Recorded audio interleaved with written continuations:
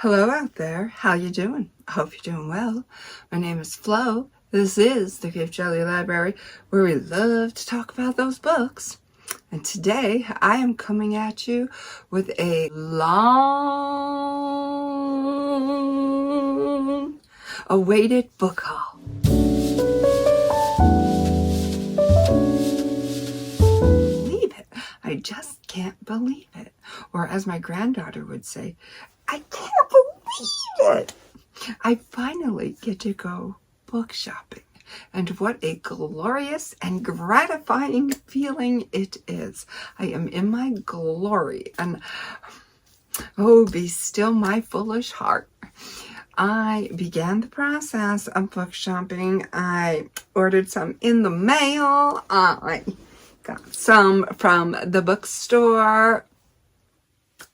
And I'm not done, because yesterday when I went to work, on a whim, I said, I have a vibe. I'm seeing 500. Let me just act on that vibe, take that chance. And I bought a $10 ticket, a lottery ticket, and I won 500. Premonition came true. So you know what that means? That means more books. I am super excited to show you what I bought so far. One of them I'm going to save for last because it is a favorite book of mine. Favorite. And I don't know why. I don't own it. I don't know why, but now I do, and that's all that matters. So let's start off with some book mail. This came yesterday. Yeah, I was home for the good part of the morning and afternoon, and I was doing some reading sprints with Sid from over at Storytime with Sid. Do you know her channel? If you don't, I highly recommend going over and checking her out. She is a lovely young lady with a fabulous channel. Maybe she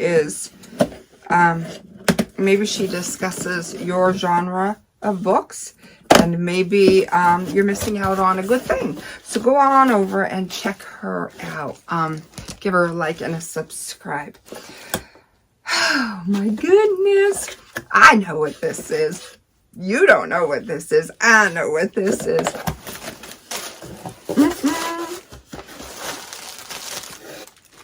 Pillow.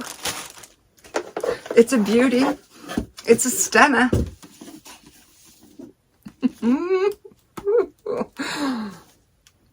Do books excite you like they excite me? I am a fool when it comes to books. The Bandit Queens. In a previous video, I mentioned that I wanted to get my hands on this book, and voila, I have.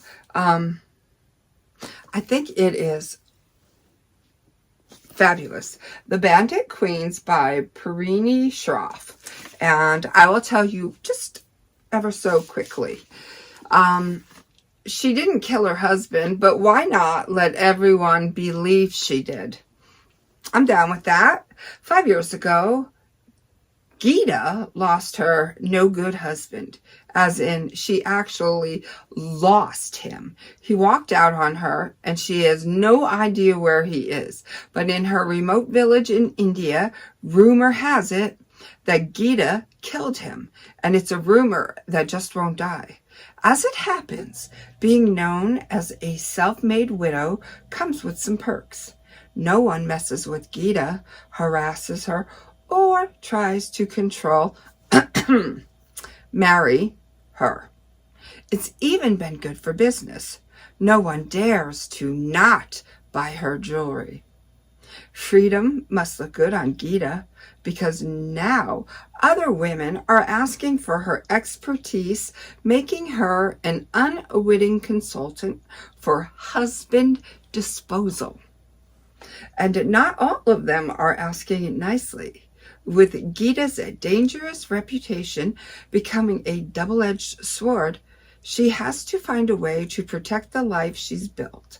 But even the best laid plans of would-be widows tend to go awry. What happens next sets in motion a chain of events that will change everything, not just for Gita, but for all the women in the village. Filled with clever criminals, second chances, and wry and witty women, Perini Schroff's The Bandit Queens is a razor-sharp debut of humor and heart that readers won't soon forget. Who wouldn't want to read this? Fabulous. It sounds fabulous. Super excited to have it. Super excited to read it. Books are going to get pushed to the side because we're going for that one. It's in my line of fire. The next book that I chose this because I went to get a dragon fruit refresher at the Barnes & Noble's Starbucks. The Starbucks in my Barnes & Noble. And it's a nice refreshing drink, and I like to get one every now and again as a treat. And when I get over in that section, they usually have a $5 book, and good or bad, I can't refuse it. This time around, it is The Mary Shelley Club by Goldie Moldavsky. What a lovely name, Goldie. I love that name. That's what it looks like. And it's a page turner, I am told. New girl Rachel Chavez is eager to make a fresh start at Manchester Prep, but as a scholarship student, she struggles to fit in among the rich kids and finds herself turning to horror movies for comfort. Somehow, the stabby serial killers and homicidal dolls seem less scary than bored trust fund babies. Then, Rachel gets caught up in a prank gone awry, going from weird loner girl to public enemy #1 overnight.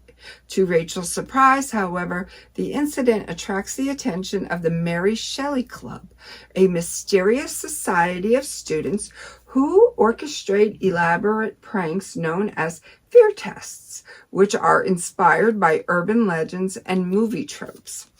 At first, Rachel embraces the power that comes with behaving recklessly, but as the fear tests escalate, the competition turns deadly and takes on a life of its own. When someone begins targeting the club itself, Rachel has to track down the killer, even if it means finally confronting the dark secrets from her past. In this deliciously darkly funny novel, New York Times best-selling author Goldie Moldavsky exposes the horrors of high school with the precision of a freshly sharpened knife. Yikes.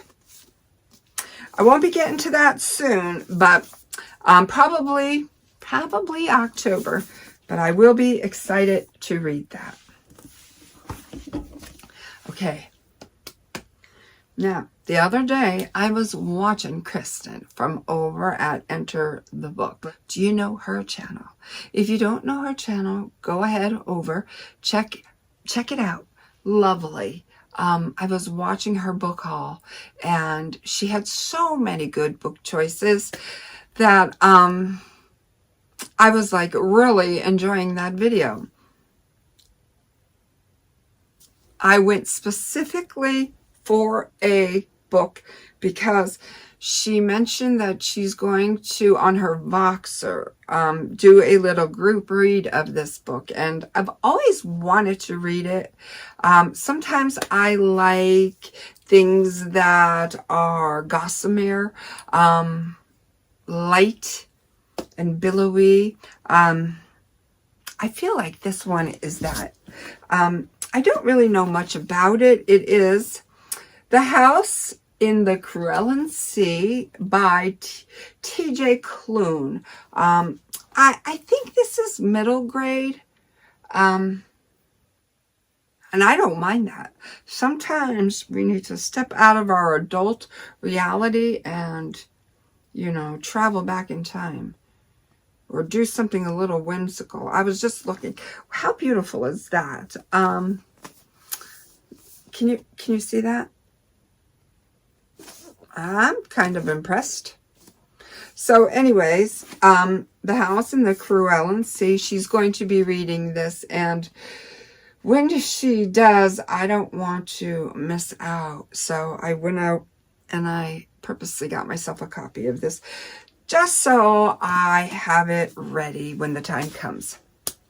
And then I was out and about with my sissy on her birthday. I told her I would cart her around anywhere she needed to go. And we ended up at Target. And, you know, as soon as I walked by those end caps at the register, I saw this book. And Kristen mentioned this over at her channel too.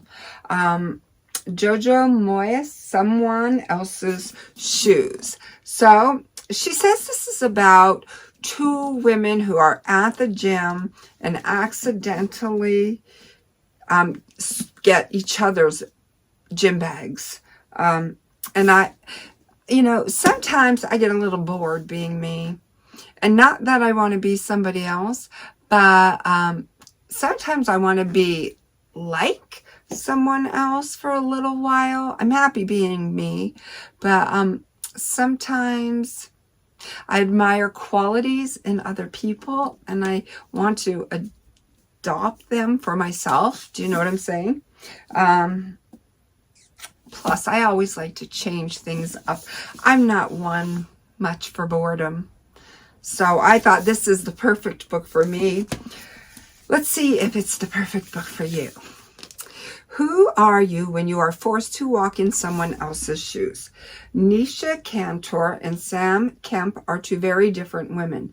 Nisha lived the globe-trotting life of the seriously wealthy until her husband inexplicably announced he wanted a divorce and cut her off entirely. Nisha is glamorous, fearless, and determined to hang on to the life she has created for herself. But in the meantime, she must scramble to adjust to an entirely new landscape. She doesn't even have the shoes she doesn't even have the shoes she was until a moment ago standing in. That's because Sam, at the bleakest point of her life, has accidentally taken Nisha's gym bag. But Sam hardly has time to worry about something as petty as a lost bag. She's struggling to keep herself, her out-of-work husband, and her sarcastic teenage daughter afloat. Or is it petty? When she tries on Nisha's 6-inch high Christian Louboutin, I don't know. I'm not in the fashion. All right. My apologies. I know Louis Vuitton and I know Gucci. Christian Louboutin, I don't know. Louboutin red crocodile shoes for a series of important meetings. The unexpected results give her a jolt of confidence that makes her realize something must change, and that thing is herself. When the two women finally meet, they will discover that each needs the other to put right the wrongs that have been done to them and to the women around them. For Nisha's enterprising colleague, Jasmine, to Sam's steadfast best friend, Andrea. Yeah, I'll take that. I'll take that trip. And then here is my prize of a prize book. This is terrible, but I love this book. I did the Audible version of it, and I was engulfed. I mentioned in a video way back about a year ago that I think I downloaded it sometime in November, maybe the end of November, and they mentioned Bucks County, PA, and my ears just perked, and I was like, hello, because that is near me, and I can't believe something so horrific has taken place that close to me. So I became mesmerized by this story. And I remember walking the track at the local park, going round and round and doing a couple extra laps because I didn't want the story to end. And then November led into December, and I was beginning to decorate for Christmas. And I remember putting Christmas lights above the entranceways in the kitchen. And I had to say to myself, what, Floss? What are you doing? What are you doing, Floss? Cut the... It's Christmas. So I put the book on hold, and I put the Christmas music on, and I turned that situation around. But the minute that I got that green light, I was back into this book. Now, if anybody ever asks me to recommend a book, and many have, if you are a true crime fan, this is the book. The Iceman, Confessions of a Mafia Contract Killer by Philip Carlo. If you have the chance to do the Audible version of this, I highly, highly recommend it. I didn't even have to pay. YouTube, at the time that I listened, had a link that you could click, and the whole book was free. I don't know if it still is. I'll check it out. If it is, I'll try and post the links in the description to make it easy on you, if this is your thing. This is the Mafia stories to top all Mafia stories. This is the story of Richard Kuklinski. I listened to the story in its entirety, and then I YouTubed interviews, prison interviews with him. And the psychologist and the psychiatrist in me channeled in on body language, facial expressions, words, pauses, any little clues that I could pick up that told me that he didn't want to live that lifestyle. And when he says that he didn't, I believe that he really, truly didn't. But because of his childhood and his upbringing, that instilled certain characteristics in him. And I don't know. It is a fascinating story. When you think, just like when you think you've heard all the Mafia stories and they just seem to all be the same, this is the story that it sets itself apart from all of the rest. It is a standalone story, that's for sure. I recommend the Audible version because Philip Carlo, you know, when a book is phenomenal, but you get a narrator who really, you know, does what a narrator should do, is what a narrator should be. Philip goes above and beyond, and he is just a natural at it. And he really brings a whole nother level to this story. So if you're not in the middle of anything right now, Katina, if you haven't read this story, I It comes highly recommended from me. I'm always going to recommend this story. Unbelievable. Until my next video, know that I love you. Be well, be good, and be reading.